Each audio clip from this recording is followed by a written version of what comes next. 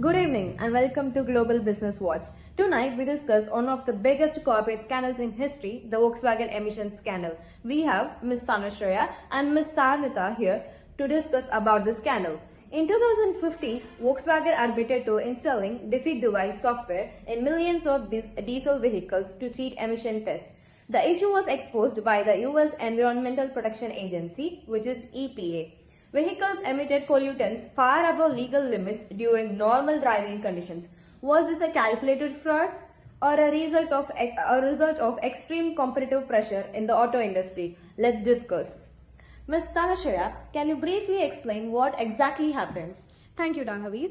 Volkswagen engineers developed software that could detect when a vehicle was undergoing laboratory emissions testing. During testing, the engine reduced nitrogen oxide emissions to meet regulatory standards. However, during regular driving, emission levels were higher. Now, while this was clearly wrong, we must understand the context. The company was under immense pressure to dominate the US diesel market. Competition was so intense, especially from the hybrid vehicles.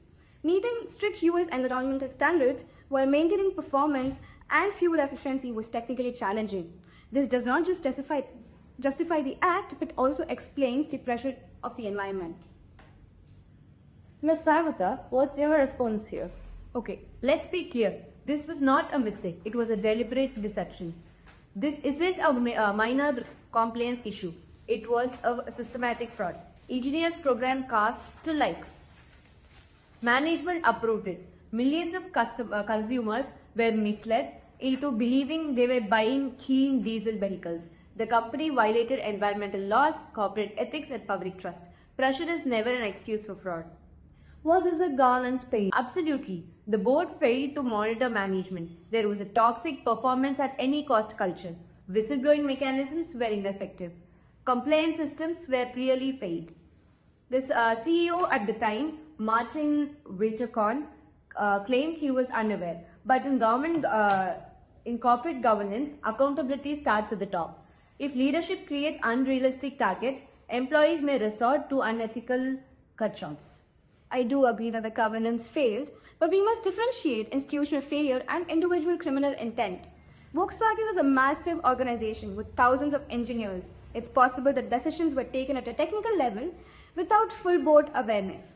After the scandal, Volkswagen paid over $30 billion in fines, recalled millions of vehicles, invested heavily in electrical vehicles, and strengthened the compliance structures. The company took the corrective actions.